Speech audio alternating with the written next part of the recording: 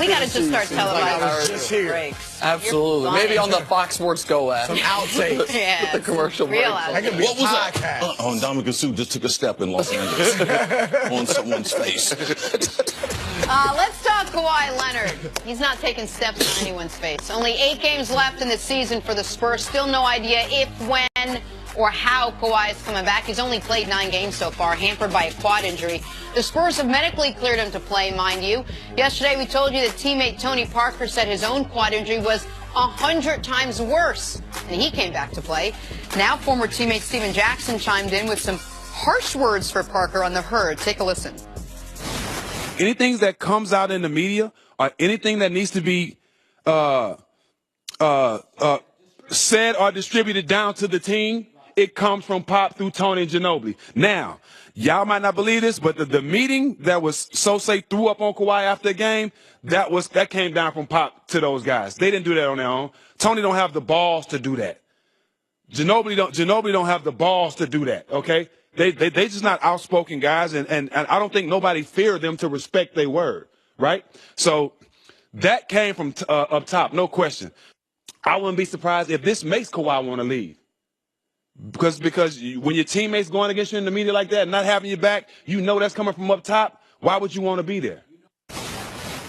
Said a lot there, Chris Broussard. We'll start with this. Are Popovich and the Spurs being unfair to Kawhi? Look, there's a part of me that understands if I'm in their shoes, I'm paying this guy $19 million. My doctors who have been overly cautious in the past are saying he can play. And a teammate had a worse version of a similar injury, and he's on the court. So I get that to some degree. However, I'm with Kawhi. There are too many examples in pro sports and even basketball where teams were just flat out wrong. And they told players they could go out there and play, and we find out later it was a mistake. Quickly, Isaiah Thomas. That was recent. He plays through his hip injury. Now, then we know what happened. He had to miss, the offseason 7 months. His money is in major jeopardy. He's actually in New York now getting a second opinion on his hip. Is he out again? He's out. Because of the hip. Again. Oh, maybe rushed himself coming back. Right? I'm going to say this, too. Grant Hill, we all know that a Hall of Fame career was derailed. Grant Hill has been on record saying the doctors in Detroit and Orlando misdiagnosed him. His ankle was bothering him late in the season, 2000 season. Yep. They told him he could play in the playoffs. He played in the playoffs, ended up breaking the ankle. He said he was actually relieved to some degree when he found out it was broken because there were doctors in the organization thinking it was soft. He was making it up. And one last thing, because this compares to the Kawhi situation, he felt in Detroit they were comparing him to Isaiah Thomas, the legendary Isaiah Thomas, who we all know 1988 played through a badly sprained ankle, scored 25 points in the third quarter of the finals, and then played the next game on the same ankle. He felt like people were looking at him like, you're soft, you're not Isaiah. Look at what Isaiah did.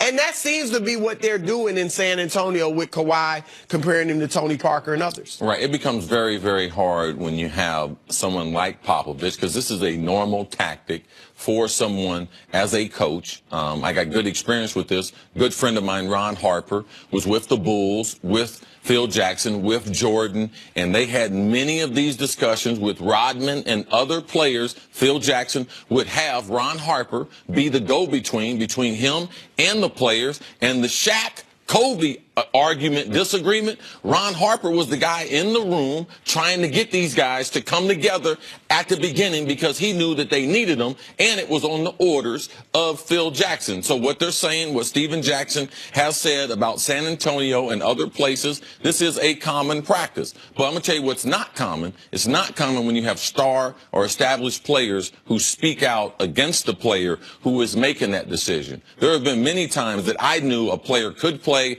or not played. Regardless of what I thought about the situation, I would never release information to the media to make my teammate look bad. It's his career. It's his money. And I never won no championship. I'm sure I could have been aided at the end of my career by guys doing things that would have been to my benefit. These guys have won championships. So to me, it's not right for them. They have broken one of the cardinal rules that you have, talking about another player's career on your team as far as an injury and or talking about his money. Those are things that you shouldn't do. So the players don't know what's best for Kawhi. All right? Gregg Popovich and we're going to do what's best for San Antonio, which most organizations do. So for me, I lean with the player because I know the player. I do think it's possible that what Gregg Popovich is trying to do is what he believes is best for all parties, Kawhi included. How does he know what's best for Kawhi? I didn't say he knows it. I said well, that no, if you're going to suggest what's best, then that means you might know. No, you might know. Correct, you might know. You're saying his intentions right. I think it is. I think Popovich has earned, from me at least, enough of the benefit of the doubt to believe that what Popovich might be thinking is once Kawhi plays, he's going to realize he's okay. Well, he played. Remember, he played 9 games. Right, but these were separate injuries. There is nothing Popovich has done that would make me put him in place of my body and or the doctor. I've been training. I'm a world-class athlete. All right? I got doctor's advice. I got trainer's advice. I am not looking to the coach, should I play or not. Popovich has done nothing that would allow him to go inside of me and give me more comfort, me going onto the court. Okay, that's fine, which is why I'm not killing Kawhi for this. I'm not even criticizing Kawhi for this. What I am saying is, and you might, as the player, say, I don't care what the coach thinks. I know how my body feels. I understand that. The point I'm trying to make is, I don't think Gregg Popovich is doing anything that he believes is jeopardizing Kawhi's long-term health. I believe what's going on with Popovich, and maybe he's wrong, is that he thinks once Kawhi gets back on the court, he's going to realize that he's okay. That is more of a mental than a physical hurdle. That once Kawhi gets out there and realizes, oh, I can still dominate on the defensive end. I'm still, all of a sudden, the last 2 years, a star offensive player. That his injury maybe isn't bothering as much, that this is more psychological? They don't think he's hurt. They think that it's a psychological hurdle. What do they think it is if it's not? They think it's mental. Right. What, that he doesn't think he can play well, or that he doesn't think he can Since Kawhi got there to San Antonio, they will tell you he has always been a guy that didn't want to play through nagging injuries, little pains here and there. He wanted to be 110%. So they think that's a part of it. They definitely think he should be out there playing. Right. And that's part of it. And that's the point I'm making, which is Cece's right in that as a player, your number one responsibility, I believe, more so than to the team or the coach or your teammates, is to yourself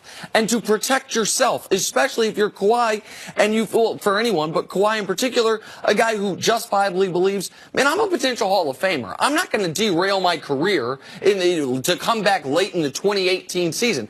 I understand that, but I also understand why the coach might be thinking, man, once you get out there, you're going to see our doctors are right. Once you get out there, you're going to see that. I totally disagree with you.